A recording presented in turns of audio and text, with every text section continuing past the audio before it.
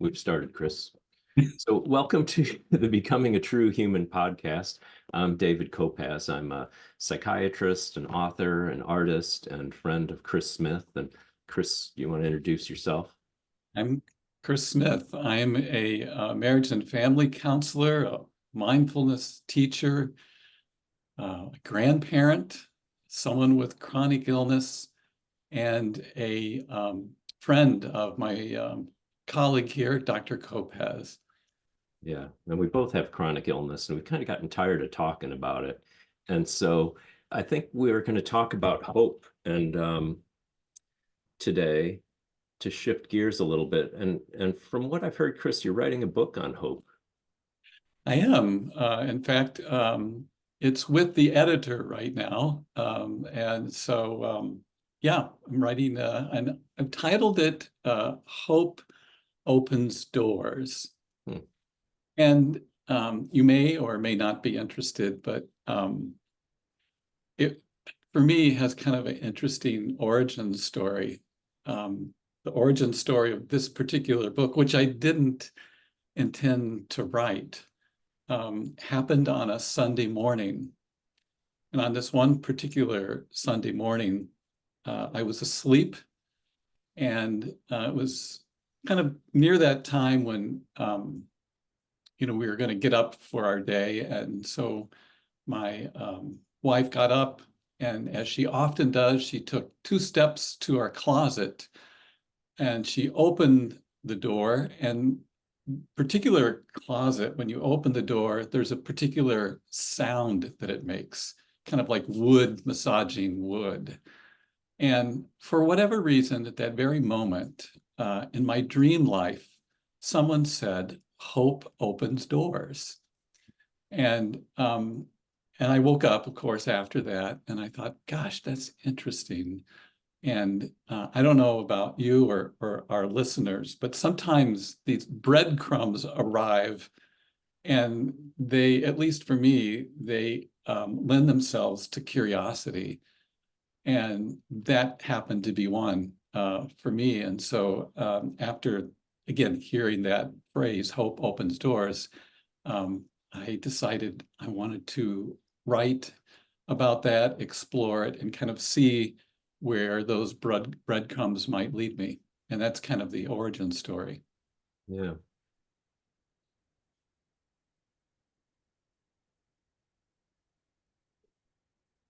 I can go in a couple different ways here with this. Why don't we stick with this idea of it coming to you, of it being like a gift? And in the creative process, there's oftentimes where I'll sit and I'll focus on something and I'll work and I'll work and I'll work on something. For instance, I'm writing this chapter now for an edited volume we're doing on toward an ecological, medical, and health humanities. And so I got this idea of the title being Greening Medicine. And then all of a sudden, Kermit the Frog song, "It's Not Easy Being Green," came to me. And then I like listened to the song. I was like, this is actually a great template for this whole chapter, where I'm going to start with Kermit the Frog and end with Kermit the Frog, because in the beginning, he is lamenting about being green. He blends in with everything. He'd rather be flashy in some other color. And, then I started thinking, well, that's how we're getting into all the trouble with our technology and our science. We're trying to be flashy. We're trying to be colorful. We're not content with just blending in with the leaves. But then at the end, Kermit says, you know what? Green is like spring. It's like the mountains, the rivers, the trees. And green can be cool and friendly, like line that I really love. And then at the end, he's like, you know what? It's beautiful, and I want to be green. But it was this thing, I could have just ignored it there several times. I was like, I'm not going to, put a Sesame Street song in this academic book, but it created this template that is a narrative arc, and say a little bit. So I just want to say a little bit about what you just described that may relate or may not relate, but I think there's value in it. And I wonder if we, all of us, could do more of it, which is it's like leaning in and spending time in these places that, at least on first glance, may seem superficial or maybe not hold anything, but if you can just lean into it and play with it, often doesn't it kind of extract these little bits of wisdom, or at least creativity, that you would have otherwise might missed. One of the things that I was writing about in the book that you're reminding me is, and I also thought that, for whatever reason, this I can't explain, Dave, but I do think that somehow in this life, the universe, whatever we want to call it, gives us these gifts, or in your language, green frogs. And and and why and how and where, that I don't understand. But to me, I'm looking behind you, they're like doorways, and the beautiful thing about, if we are aware and awake to these doorways, I think one of the things that we have as human beings is we have choice. Mm. Do we walk through those doorways, or do we not? It's kind of like, for you, it's like, do I follow this song, Kermit, about greenness? Do I, Chris Smith, follow this dream where this voice kind of just says this thing, hope opens doors? And here's the thing, I think, if we choose to walk through the door, we walk, I think, into some level of uncertainty and non-knowing. Mhm. That's the risk. And it's also, I think, a way where we might be able to access beginner's mind, of really being open to possibilities that we might not otherwise see. And there's no guarantee. That's the beauty of walking through the doors. It could just be a door. A door is a door. And yet there also may be something more behind door number one or door number two, if we're willing to walk through it. But that's the risk. And I think the risk and the opportunity, it's both. Yeah. It's interesting, the idea of walking through doors. When I was working with Joseph Rael, one time, Beautiful Painted Arrow, he had me doing this exercise where I was moving through the room, and I realized kind of this idea of the doorway. I was looking at a doorway, and I thought, he's kind of, as a teacher, he's sort of a doorway. He's continually inviting me to walk into the ideas that he's presenting. And then he also has this thing he likes to say, that we don't exist. And it's this perplexing thing that's a little bit, seems a little bit Buddhist or Hindu kind of too, of this sort of, that we don't have a persistent identity through time, and that the self is empty, or any of these different types of things with the void. But then I had this flash of like, what the spiritual path is to find this door. You're in a room, you're comfortable in the room, the Yeah. room's fine, Yeah. and then there's this door. And the spiritual path is that you don't get too comfortable in that room, because that room is the present moment of your identity and understanding. And Joseph says that when you're trying to persist, you don't exist. The only time you exist is when you are opening into the unknown. And so existence is really when you open that door, and the moment you're in that doorway, that liminal zone where you're leaving the behind, what you already know, the certainty, you're stepping forward into uncertainty. But then what happens, you go into that room, and pretty soon you're like, this is a bigger room, I'm comfortable here, now I know what's going on. But again, the spiritual path is, at some point you either get pushed through a door, or the bottom, a door, trap door opens up, or you realize, I'm getting stuck in my comfort. Like earlier you said you don't like to teach the same thing twice, which that would be like staying in that room longer and exploring that room. So yeah, Yeah. that's As I was, again, writing the introduction of this book, and based on sort of our conversation, and I think I've shared with you before, about 3 days a week, we have two of our grandchildren that we care for and play with. And so the oldest is Angelo. Angelo must have been about 2. And one afternoon, we went outside for a walk. And as we were walking, Angelo saw a rabbit and was just like hugely interested in this rabbit. And so interested, he wanted to have it. He wanted to touch it. And so, of course, we deviated from our path, and we went through a whole series of doors. I mean, I'm using that now metaphorically, that I wouldn't have walked through. And more specifically, we chased this rabbit all through the neighborhood and all through our neighbors' backyards that, I've been here 20 some years, had never seen some of these backyards. But we ran through shrubs, we ran through bushes. And one of the things that was so interesting, that was a bit frustrating for Angelo and me too, is that no matter how hard we tried, we could never catch this rabbit. And so anyway, later in the day when he had gone, and this might have happened more than just later in the day, it could have happened the next day, I just found myself really interested in this experience that we both had. And as I was writing about hope too, this question came up for me, which is, at least this is a question I have as a human being, which is, why is the things that sometimes matter most seem out of reach? In this case, for Angelo, it was the rabbit.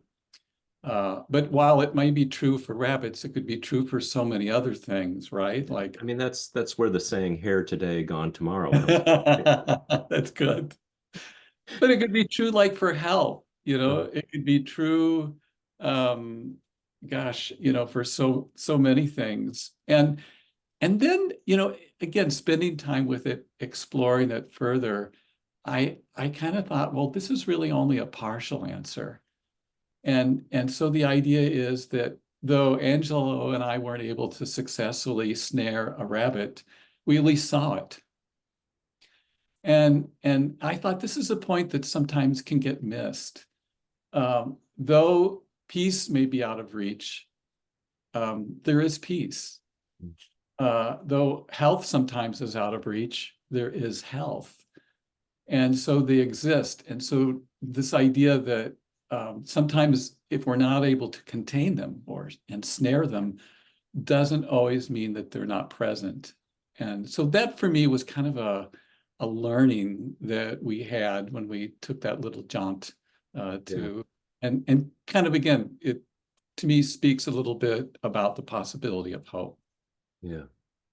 Yeah, with that metaphor of the rooms, if you contain it, you have it, you're containing it in the room, you have it, you're keeping the door shut to say, here it is, I've got it. But it starts to stagnate after a while. So as soon as you have it, you lose it. The only place you have it is when you're in the doorway. So I started to think, what would it look like in my life if instead of going through trying to have the stable place, trying to have it contained, trying to have it, and what if I lived my life as like going through doors? As soon as I could acclimate to the next room, like looking for that next door that's going to lead me into the uncertainty, the next uncertainty, or the next beyond. And what would our lives be like if we lived that way, not trying to hold on to our things or our identities? Yeah. So what would that be like? Well, you're the one writing the book. And what did you say about hope in the book, and how can people grab a hold of it? I mean, hope's such a, it's such a amorphous, intangible thing. How do you teach people to have hope? Yeah. Well, to me, I think, again, getting back or using that experience with Angelo, that I think hope can be both simultaneously out of reach and present. I think it's a both and. We may not always be able to hold it in our hands or maybe even completely realize it, but it still can lead to adventure. It still can lead to self-understanding. It can lead to maybe some wisdom. And so, I mean, that's one part of that. Kind of like it's the journey, not the destination. Yeah, I mean, I really began to see it as the journey, as the process. It's maybe part of our experience as human beings. Um, it it kind of gets at what you were talking about. I don't know if it's an entity, a thing, as it is a process, Mhm. as something dynamic, as something that is living.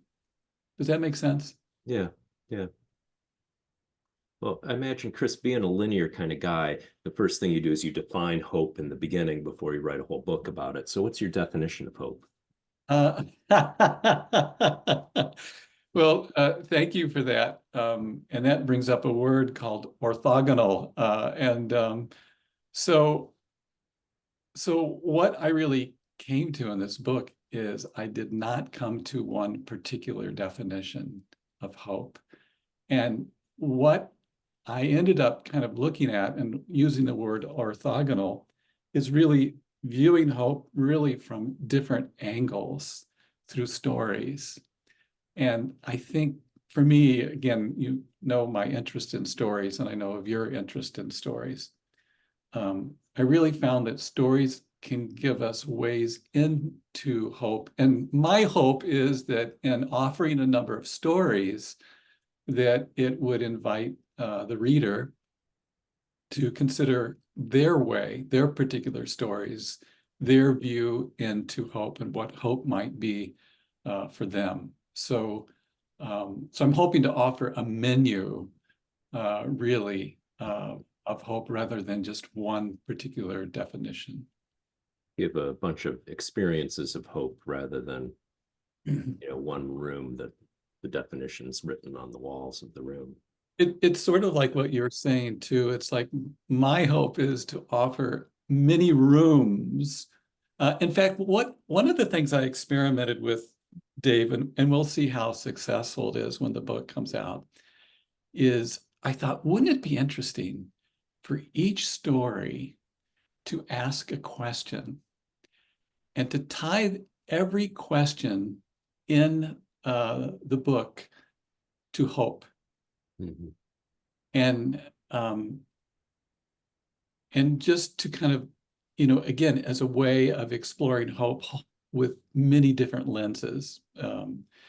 And so even at the back of the book, I have all of these questions.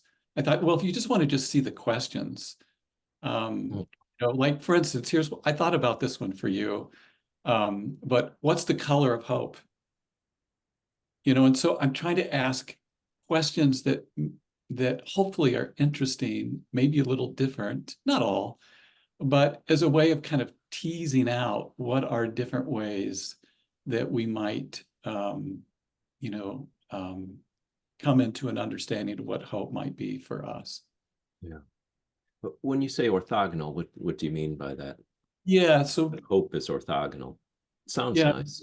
yeah, there are many different ways of looking at it, not just one. Hmm. It in my mind, I have this image, and this is dangerous, but it's like, all of these little portholes, the Mhm. little portholes looking into the same, different angles, Yeah. and really looking at from a different perspective. It reminds me of this, Dave. I'm writing a third book, but I won't want to go into that. But I think I've come on the idea of calling it cleaning house. But one of my experience is when I was growing up, my mother felt that it was important for me to be really good at cleaning house. And of course, I didn't like it at all. But one of the things that I did like of cleaning house is, like in a living room, uh, one of the things that for me was exciting, if it ever could be, was moving furniture. And the Mm. cool thing about moving furniture in a room is that you begin to see things that you hadn't seen before. Mm. And so, or it puts you in a position to look out the window and you may see the bending of the irises in your neighbor's yard, in a soft sort of breeze. And that always intrigued me, or I'd see cracks in the wall that I hadn't noticed before. And so it really gave me this idea of if we can look from different perspectives, we may notice things that we might otherwise not have seen before. Yeah. To have Here's different perspectives. Yeah. Here's a quote that I really like, and I want to ask here. This is from Edna St. Vincent Millay. Yeah. It's an exquisite quote, but she says, "Hope is the scent of violets, the flower, Yeah. on the heel." Hmm. Hope is the scent of violets on the heel. Yeah. Yeah, I like that.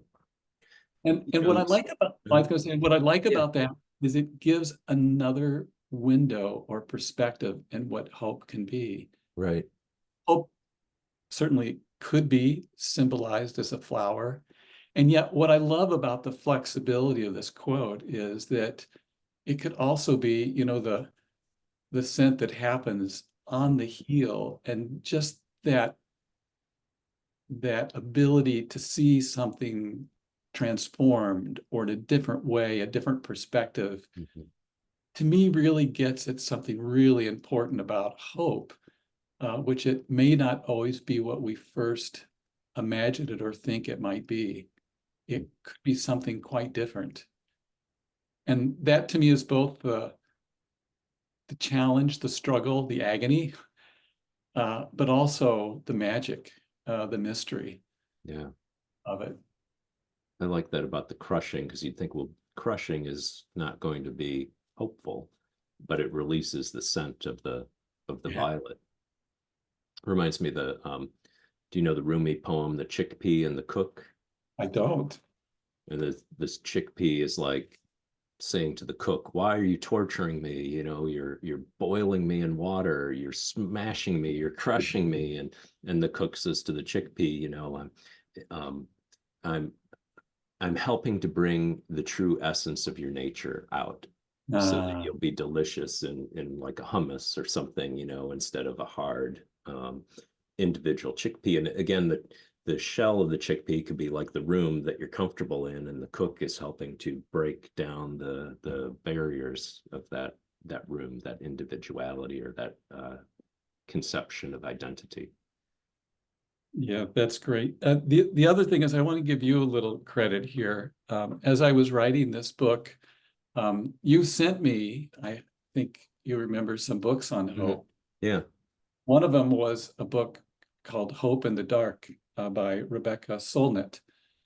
And she has this great line that again, thank you for that. But she has this great line where she says, hopefulness is risky. And I love that. She says, since it is after a form of trust in the unknown and the possible, even discontinuity. To be hopeful is to take on a different persona, one that risks disappointment, betrayal.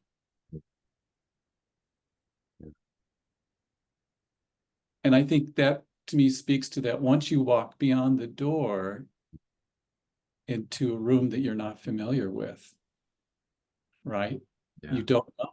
And I think I just love how she talks about it could be so many things. It could be grief too. You and I know what that is. We've walked into enough different rooms with some of our experiences with the healthcare system, and maybe our own particular bodies and minds at a different point.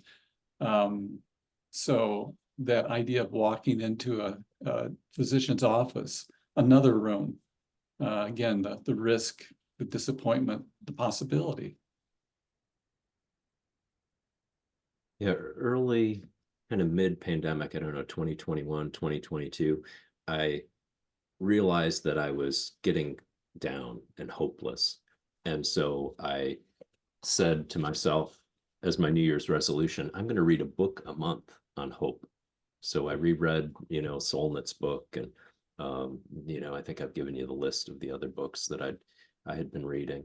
And in my first book, Rehumanizing Medicine, I quote Vaclav Havel, who has this amazing quote on hope, and Solnit picks up on that too. And you see it often, and there's just bits and pieces of it. It's so magnificent, and people pull out a little bit of it. But may I read a block? You know, it's the whole page. So Love to hear it.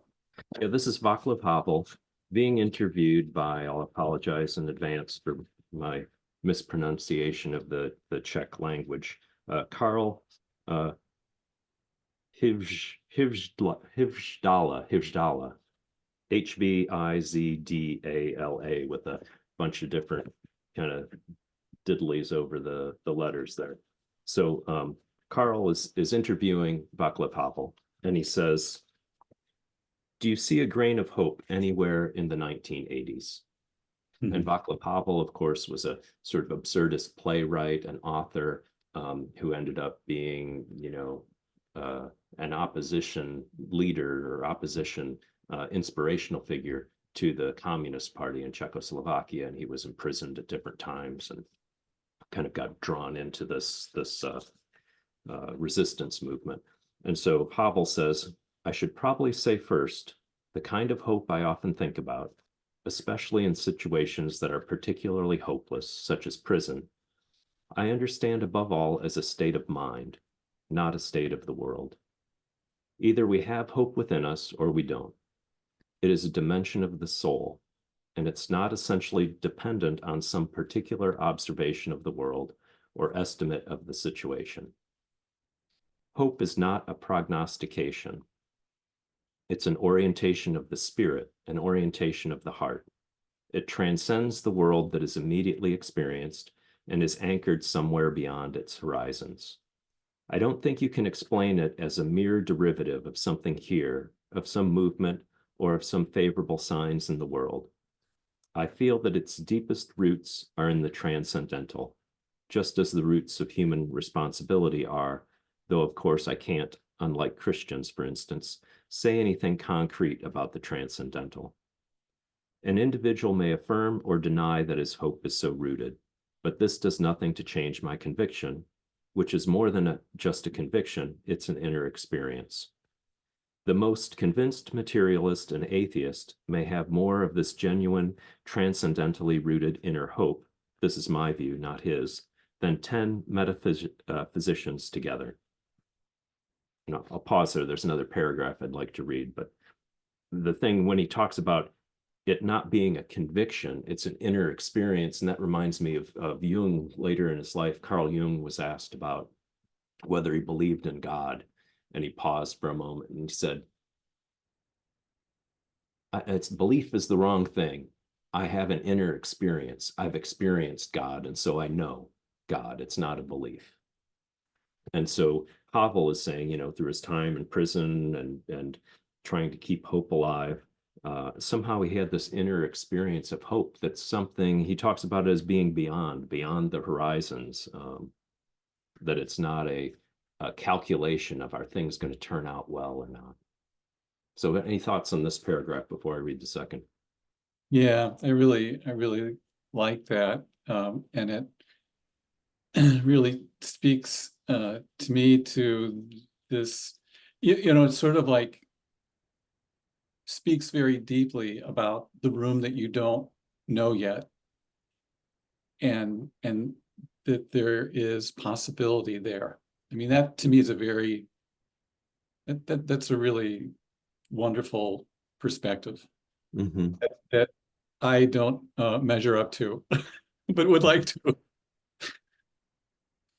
How about you? Well, I think it fits with also too what you were saying of being guided into that uncertainty of, Havel, in a way, Havel saying hope isn't knowing I'm going to like what's in the other room. It's this conviction that I've got to go through this door, that there's a door that's going to lead me somewhere, and there's a reason, a purpose, a meaning, for going into this next room. That's a trust, isn't it? Yeah, right.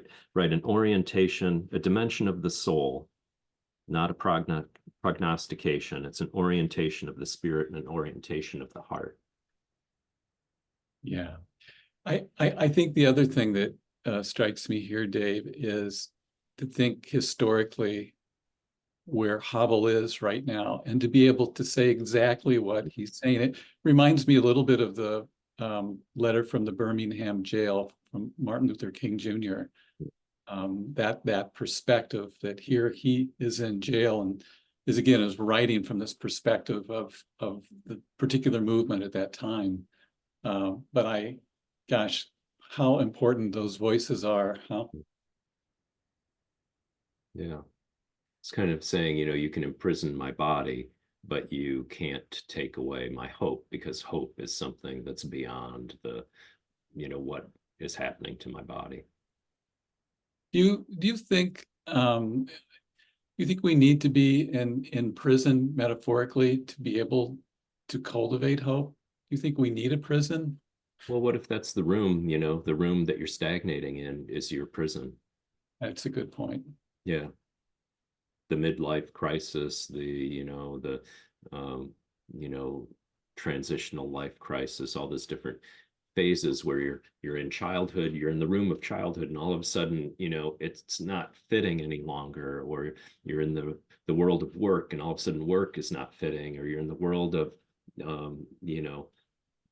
being a productive go-getter in the world, and all of a sudden that's not working, or you retire and all of a sudden your previous mode isn't working. And so those, in a way, the risk is, if you don't move forward, you're imprisoned within the past certainty of yourself. What did you say? The possibilities of the room you don't know. If you turn that around, you could say the limitations of the room that you do know. It reminds me of the first podcast, and one of the things that you said and that you write about that that really has stayed with me is burnout being a given. Mm. So the prisons, whatever they might be, or the rooms that we at times feel confined to, are the given. And I don't know, there's just something about, I don't know what the right word is, but something about that is a given part of human experience. I think what I like is you normalize it, that it's not aberrant, that it is part of being a human being in this life, at least in some way. Yeah. When I started thinking about, well, maybe the spiritual path is going through these doors, if you went opened the door, and the next room is just a little small space wide enough for that door to, like a closet, and you close that door and there's a next door. If you just were going through door after door after door after door, it would get overwhelming, and your nervous system might just go into like a traumatic stress state. So we do need those rooms almost to like consolidate, or to learn whatever the lesson is of the door. We need a period of time where we're not going through another door, so that we can actually learn what it is that we've just been through, before we realize that what we've learned and become certain of is starting to imprison us instead of give us freedom. Can I just share a little quote that Yeah.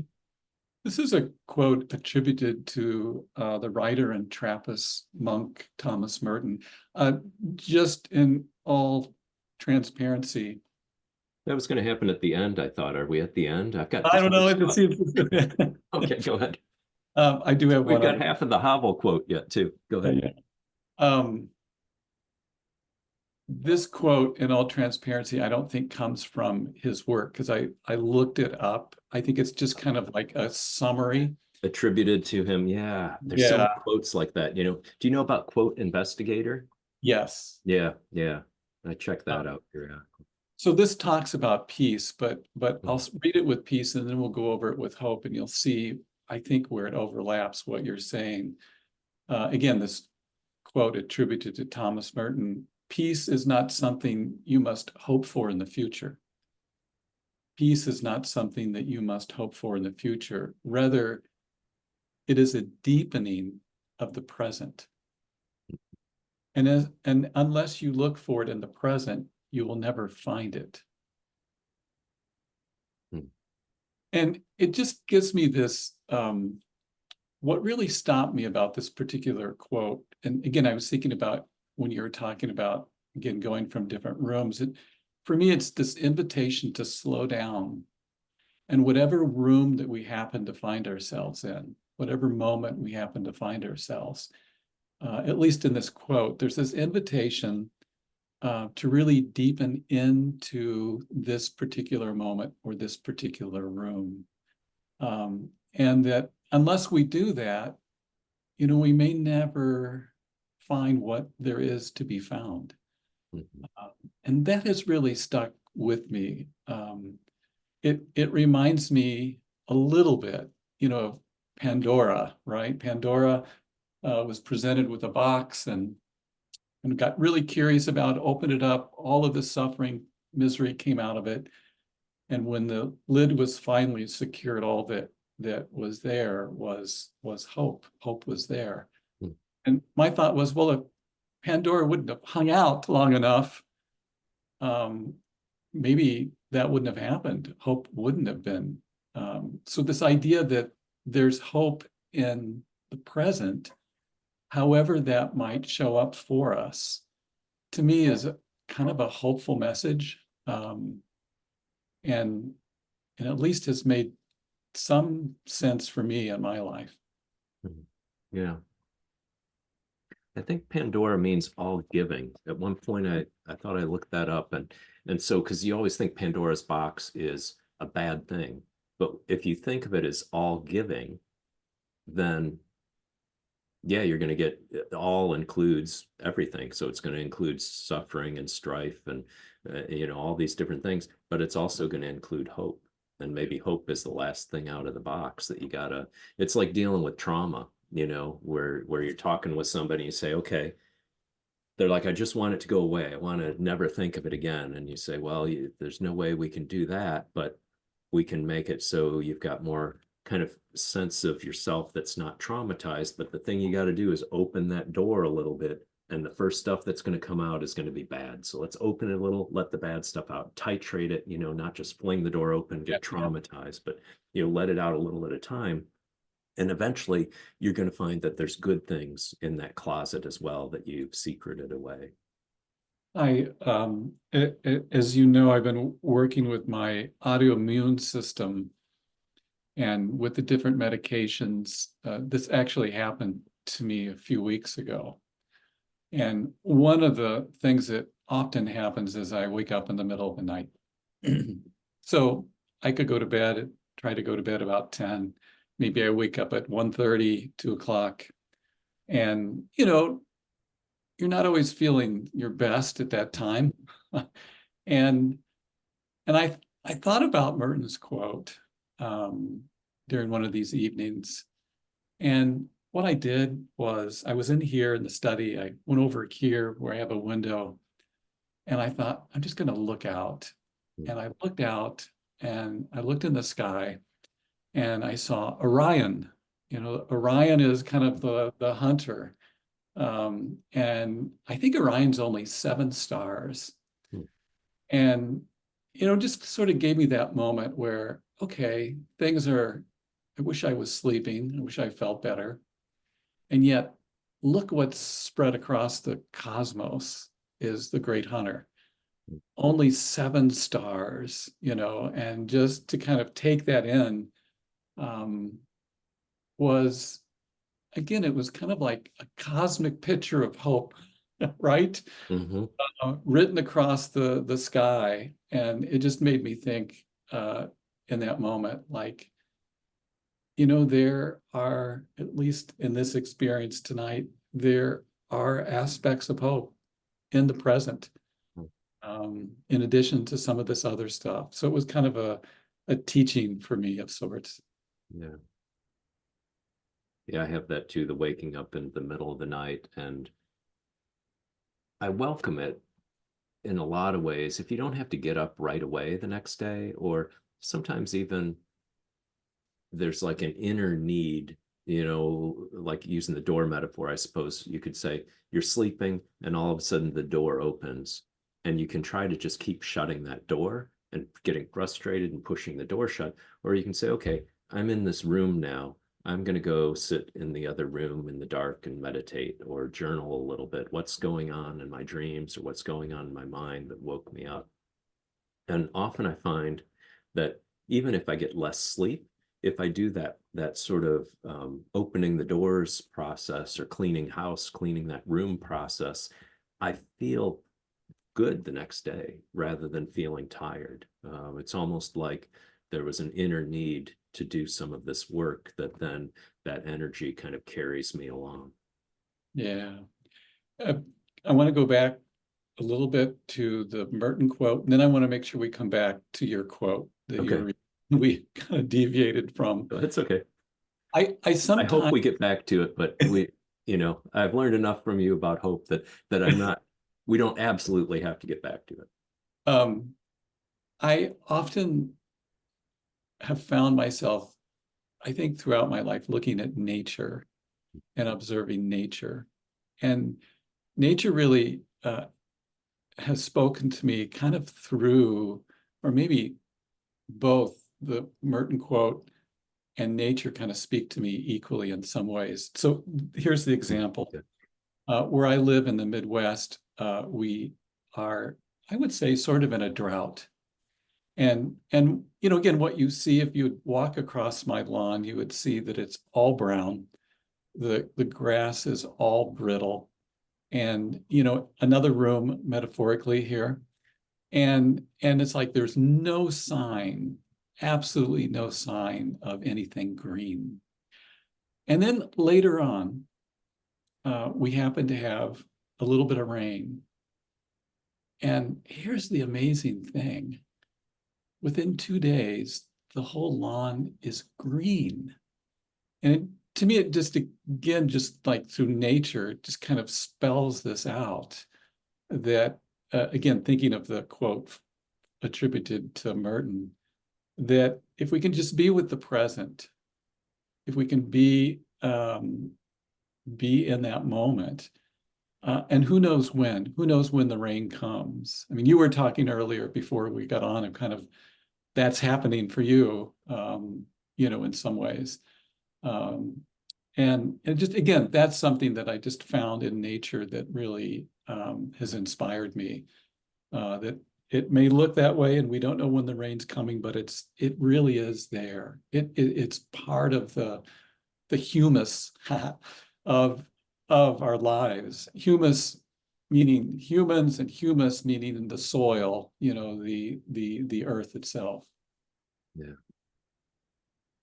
Yeah, in the kind of northern part of the United States where we both live, Seattle and Wisconsin, we also have the 4 seasons that happen, and that also seems like a wisdom and a teaching of there's a time for everything. There's time for growth, there's a time for harvest, there's a time for everything sort of going back into the earth and going into a sort of a hibernation phase, and then with the spring everything coming back up again, and that feeling of hope and renewal that happens in the spring.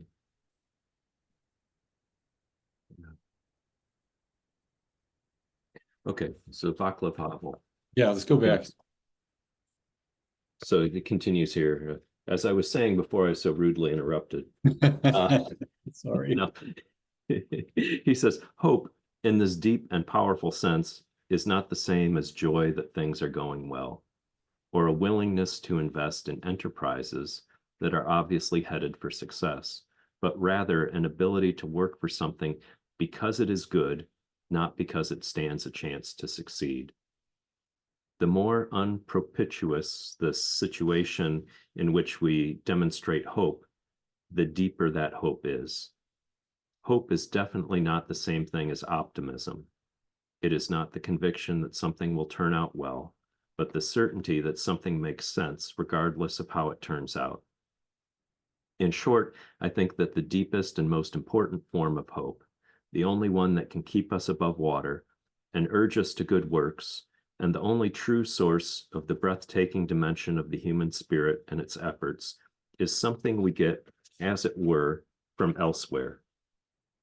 It is also this hope, above all, which gives us the strength to live and continually try new things, even in conditions that seem as hopeless as ours do here and now. And after this beautiful page that he's written, he then says, that was by way of introduction. Now to answer your question. But I don't know, what are your reactions? I always have so many great kind of doors that open when I read this. Well, I'm going to give you one, but I want to hear yours. So as you were reading this, it reminded me of a quote from F. Scott Fitzgerald. And this is one that I can say comes from his book, The Crack Up. And in this particular book, he said, one should, for example, be able to see that things are hopeless and yet be determined to make them otherwise. Mm. And it sort of reminds me of some of the flavor of what you were just reading. Yeah. Yeah. Yeah, I love this thing. It sort of decouples hope from the outcome of hope isn't optimism. Hope is something you do because if you don't hope, you lose your humanity. You're no longer a true human if you don't hope. So hope is something that you have to do, like breathing, in order to do the other things in life. And it's not that things, I like this, the ability to work for something because it is good, not just because it stands a chance to succeed. And that's a lot of burnout. A lot of burnout is, I've been working for this good thing. I've been working for this good thing. And Rebecca Solnit talks about this too with activists and Hope in the Dark, and how people get disheartened and they lose hope because they work really hard for something good, and the government doesn't change, the world doesn't change, And so one of the things she does in that book is say, you never know what the ripple effects are of what you're going to do. Here we are, Vaclav Havel, and we're talking about him, after he's been on the other side for over a decade or so. And his words are still ringing out from that prison and inspiring people. And so it's the other thing with hope is it's decoupling it from, does this turn out the way I want it to be? Because that can also be, am I in a comfortable room or not? And instead of saying, is my room comfortable? Do I have an easy chair? Do I have a television set? Do I have a refrigerator? Do I have all these comforts that I need in this room? Instead saying, I'm working for something because it's good, not because it's going to be comfortable, and not because it's going to actually happen, but because as a human being, it's an imperative, it's like a human imperative to hope. Otherwise, you lose your humanity. I like that idea of that's part of our humanity as humans, is this capacity to hope, and to hope in the face of uncertainty. What do you think helps us to sustain that? How would Kermit the Frog answer that? Yeah. Well, Kermit the Frog's answer in the arc of Being Green, the song, is at first he blends in and he doesn't stand out, and he laments that. And then he realizes that there's something about who he is that relates to everything else, that green is also the color of all these other beautiful things. And he embraces who he is. He embraces his true nature. So I suppose in a way with Havel, we would say that how do you sustain hope is, in some ways, it doesn't matter how do you sustain hope. It's just like, what happens if you don't sustain hope? And once you realize what happens if you don't sustain hope, then you become very creative in different ways of sustaining hope. Because if you want to be a true human, you want to be, nurture and grow your humanity, you have to have a level of hope. And realize that there's times that Joseph Campbell's hero's journey, that you're going to go into the abyss and you're going to lose hope, and that losing hope is kind of like getting into the stagnation of the room, and then you're opening the door into the next room. So I don't know what you would call that, of kind of a faith or trust in the structure of the universe. And I would add, I don't know if you'd agree with this or not, But I was, again, have been thinking about how we sustain that type of hope that invites our true humanness to flourish. Mhm. I also think it involves community. It involves each other. I just, the more I've been writing about this, the more I just find it resonates that we need one another far more than what I ever thought. And that each of us has just, again, something so valuable, not only ourselves, but in connection with one another. So I would also maybe add community and connection Mhm. to that as well. Yeah. I know being sick, there's times that I feel like talking to people who aren't sick, they have this narrative, restitution narrative, where they just want to be like, what's the one positive thing? You just said 99 negative things and you said one positive thing. They're like, I'm so happy that you got to sit in the sun today. I was like, well, yeah, but I fell down the stairs and was knocked unconscious and I woke up in the sun, and everything in my body hurt. Yeah, I guess it's true. I sat in the sun for a little while today, but talking with other people who've been sick, you don't have to worry about that people trying to cover up your despair to put a plaster of false hope over you. That's something. You talk about false hope and people like what do they call it? Toxic positivity these days. There's a new term for it. Yeah. I don't. I probably should now that I hear it. But what are your thoughts on that toxic positivity? It I mean, when I would experience that talking with people who have, there's a couple people I think of who have a very strong vested interest.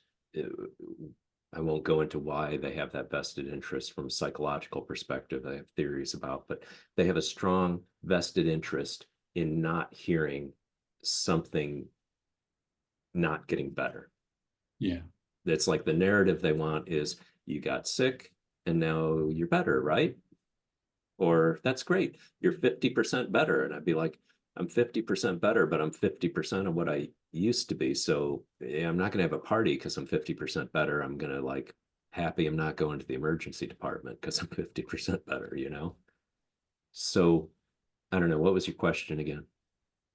I can't remember right at the moment. Yeah. But But what about that thing, how's that been for you? Like talking with people about being sick, and if you find you have to hold back some vulnerability because of people's kind of almost like Labrador like optimism in a china shop. yeah. The thing that I've decided to do is there are a lot of times during the week when I meet different people and they ask me this question. They said, "How are you?" And what I've been doing is I ask, "Do you really want to know?" And if they say yes, then I will share what's really going on. And that has been helpful to me because I just find that sometimes part of the burden of an illness is this sense of having to buffer others from your illness or your symptoms. And if they say yes, then to me, it kind of like, okay, that buffer is not there. I'm going to just be as real and authentic as I'm able to be. And that for me has been helpful. And I think the other thing that it has helped me, and I didn't plan on this, is to create a community Mhm. and where persons will ask. Like just a couple hours ago, I was out walking the dog, and a couple neighbor, their two kids and their dog were out for a walk, and I had this previous exchange maybe months ago, and one of them says, "How are you? How are you feeling lately?" And so it just gave me an opportunity to share kind of where I'm at today. And it also puts me in the position of what do I want to share? Mm. And so to me, it's empowering in that way. With some, maybe I won't share everything. Some maybe I'll share a little bit more, but it kind of puts me in this position of kind of deciding what it is that I want to share. Mm. I like that because it sort of brings the person along. You're sort of they come up to you and they say, "How are you?" which is kind of like opening a door, and Yeah. you're saying, are you just trying to like shout in the window as you're running by, or are you really opening this door and you're going to come in and sit down in this room and we're gonna and I'll tell you how it is, or do you have a bunch of other things on your mind, or you need to get going, or um, because it's hard to also, like, I found it's hard to know what to say when somebody asks you that, and you're like, well, it's Yeah. a complicated answer. And at one point I started saying, I'm holding my own, Yeah. which to me that felt like I was saying, um, I'm getting by, it's not a catastrophe, but I'm not really doing that great. Yeah. And but I'm okay. I'm okay enough that you don't need to be worried. So feel free to carry on. I like what you're saying, because you're really helping me to see that those of us that have illness, it it's one of the things that maybe we learn to do is craft language that helps us to negotiate sort of what's happening with us and how we interact and how we choose to interact with those around us. And that is an interesting thing to me, is like what are the ways that we craft language and phrases? How do we negotiate those spaces in ways that let me see if I can get this right, in ways that don't demean us, but in ways that may empower us. Mm-hmm. Yeah. Yeah. And how can you have that authentic hope? Because, I know we both know the power of optimism and gratitude and, yoga practices and meditation practices and all these different things that we do. And if you give up hope completely, that also affects the outcome. But if you have false hope, then you're in some type of denial and you're not dealing with the reality of the situation. And so, I mean, that's a challenge too of, I think some people go through their life, and our society in general goes through our lives as, how can we quickly get on to the next thing? Because we're a productivity and consumer society. We don't have time for unproductive people to take some months off of work and not and be in between, and then come back and be in between this place of health and illness. We want it to be clear cut. You're sick, okay, go home. You're healthy, come back to work. Not, and what do you do when you're like half healthy and half sick? It's hard to find a way in the world, and a way, talking with people, and a way with work too, because workplaces aren't often set up for you to work half time. For a long time, I felt like I was 80%. I was working 100% job, even though before I was probably 110%. And there's ways when you calculate up my hours, they're 110%. But I was working, 100% before, and I'm at 80%. So that means every week someone could say, that's great, you're at 80%. And I'm like, at the end of every week, I'm in a 20% deficit, so it's great. It's, I'm not dying, but I'm not thriving or flourishing. I'm holding my own. Yeah. Dave, what do you think? I'd like to tell one more story. Yeah. And then would you be willing to offer a practice as a way of kind of completing our podcast Yeah. on? Yeah. We're about done for the day. So I think that's a good. So I wanted to say this story last because it, for me, is very endearing. It's a story of my grandmother. Mhm. And for me, I ended up including it in the book. probably because just to remember my grandmother, but to me, it was a story of hope. And so at a certain point in my grandmother's life, she had colon cancer. And so her time was running as it can, very short. And she was in the latter stages. And one of the things that she requested was to stay at home. And so my aunt graciously left her job in California, moved in with my grandmother to make all of that happen. So I have a wonderful aunt.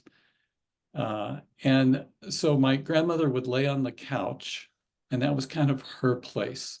She would watch her favorite TV show, which is CNN, and the cat would lay on her belly, and that was, kind of like an image that I have of my grandmother. And one of the things that my grandmother liked very much was a clean house. And so that's something that my aunt always accommodated, but she could never quite clean the couch because my grandmother was on it. And to clean the couch from our world is you take the cushions off, you do all of the things that had fallen, you do each cushion. I mean, it was an elaborate cleaning for a couch. But at one point, my grandmother, I think, was in the hospital. And so for some treatment. And so my aunt said, "Oh, I have an opportunity to clean the couch, grandmother," she would say, "mother is going to love this." And so, she took the blankets off. She started cleaning the exterior of the couch. She took the cushions off. And when she took the cushions off, underneath the cushions was something that surprised her. Underneath the cushions was all of these candy wrappers. And in the candy wrappers were little bits of chocolate where my grandmother, like a little mouse, had taken a few bites and then stuffed it back under the. And I thought, well, if that isn't hope, right? Here you are, very ill with cancer, and yet still you're hiding candy wrappers underneath the cushions and taking these little small bites of chocolate. If that isn't symbolic of hope, I don't know what is. Beautiful story. Yeah. Hmm. What practice do you have for us? Yeah. So I was thinking something that Joseph Rael taught in Walking the Medicine Wheel in our first book together. He said that Wamachi is the Tiwa word for God, and it translates as breath, matter, movement. So breath, matter, movement, you could say that's everything that exists is breath, matter, and movement. And so Wamachi holds back a place of goodness in our hearts, no matter what we've done and no matter what's been done to us. And so we developed this idea then of a meditation to find that held back place of goodness. And in a way, the other thing with this is people are traumatized or people have bad things in their lives. They feel like there's nothing good inside of them yet. But in this perspective, the good thing's there and it's always going to be there, but you can lose touch with it. You can lose connection with it.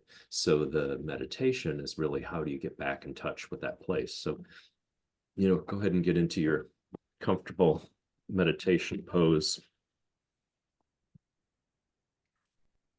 A couple things here, feet on the floor and sitting straight, kind of a noble pose, hands folded together on your legs or wherever they're comfortable. And close your eyes.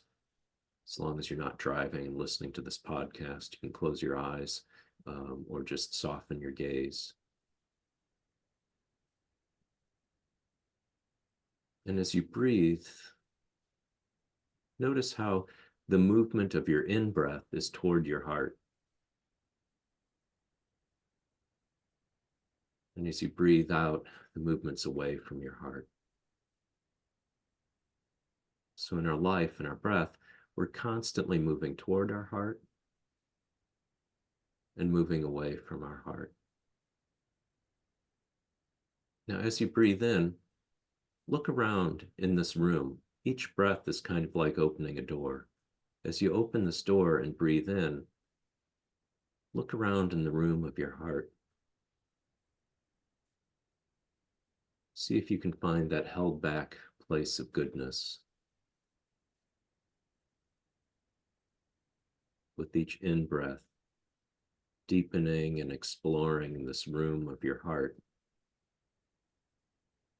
for where this held back place of goodness might be.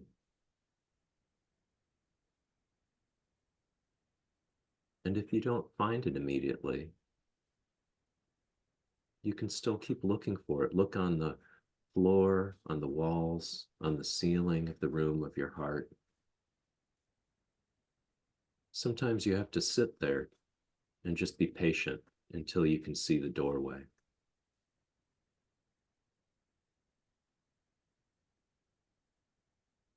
In The Lord of the Rings, there's a scene where they're trying to find an entrance into a complex, like a cave complex, and they can't figure out how to open the door. Or maybe this is The Hobbit. There's a scene where the moon illuminates something on the door, and you have to wait until the moon gets in the right place to illuminate the door. So sometimes that held back place of goodness isn't obvious. But if you have hope in the sense of Chris Smith and Vaclav Havel, you understand that just looking for this held back place of goodness is a way of maintaining and nurturing your humanity.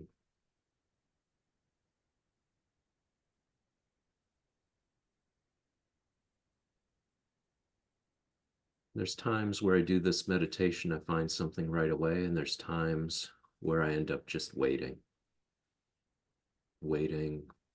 for the conditions to be right in order to find that door.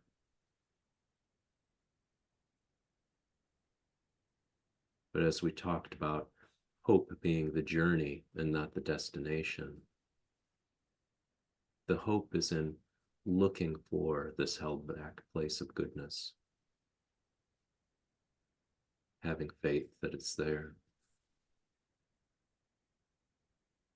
It may be that this faith and patience is what opens the door finally, so that you can find this held back place of goodness.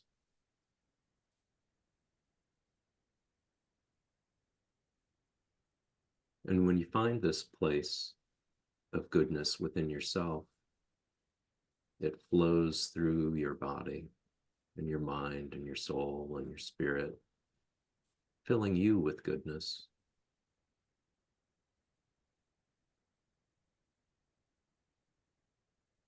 And as you breathe out, you give this goodness back to those around you, to others who may be having a difficult day or difficult month, or who are struggling to maintain their own hope.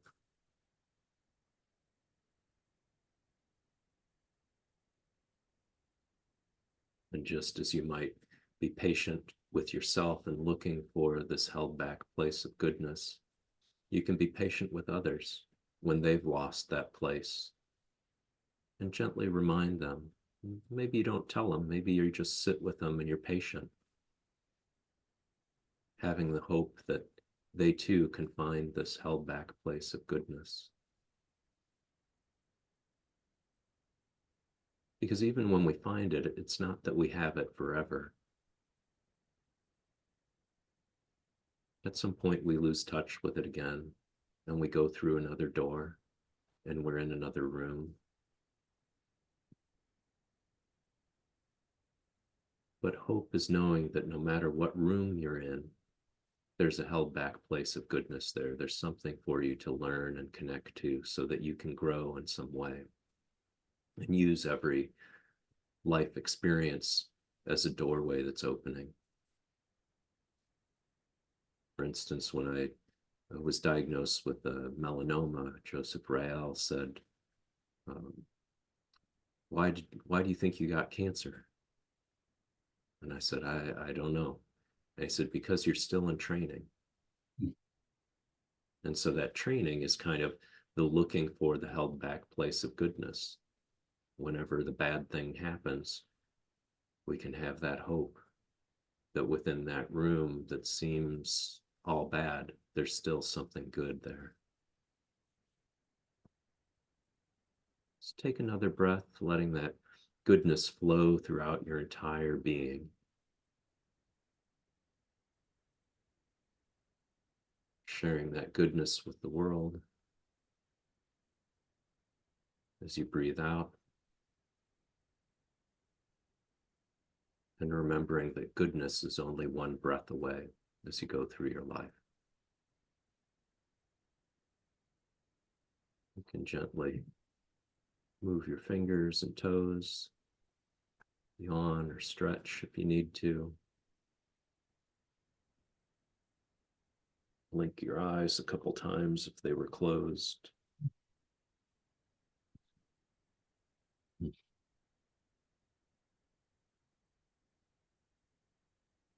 I hope we haven't gone on too long, Chris.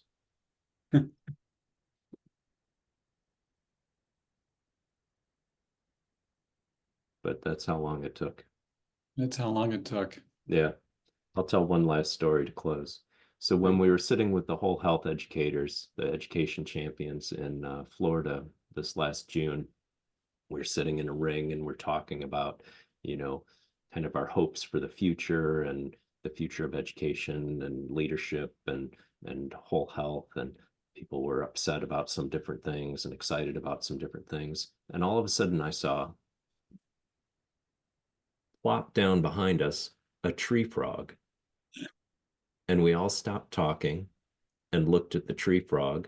And then, I was talking with somebody about, animal shamans, animals and things like that, um, and, uh, and the frog. And we were talking about what it symbolized. And then there was a health fair there.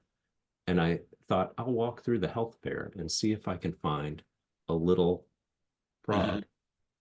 And so I started talking to this woman who had, a whole bunch of things. And I said, do you have any other frogs than this one? It was one I didn't care for so much. And she said, no, that's the only one I've got there. And then I said to her, well, where are you from originally? Because you got a little bit of an accent. And she said, well, I'm from New Zealand originally. And I was like, I lived in New Zealand for a while. And we started talking about, where we lived and the families, her family moving back and forth to the States. And then, we talked for a while and I was like, yeah, well, I was looking for something else with that frog. And then I looked down and I was like, hey, you've got this frog though. What about this one, right here? And so I bought this frog and now I keep it on my desk with me. And I don't know, frogs, they're a sign of hope because they're green, even though it's not easy being green. I was hoping you'd go there. Yeah. Okay, Chris. Well, gosh, we should probably finish up for today, huh? Yeah. Well, thanks, Dave. This has been great. Yeah. Thank you, Chris. I look forward to your next book too. I won't ask you now what it's called. We'll talk about that next time. Sounds good. Yeah. All right. Okay.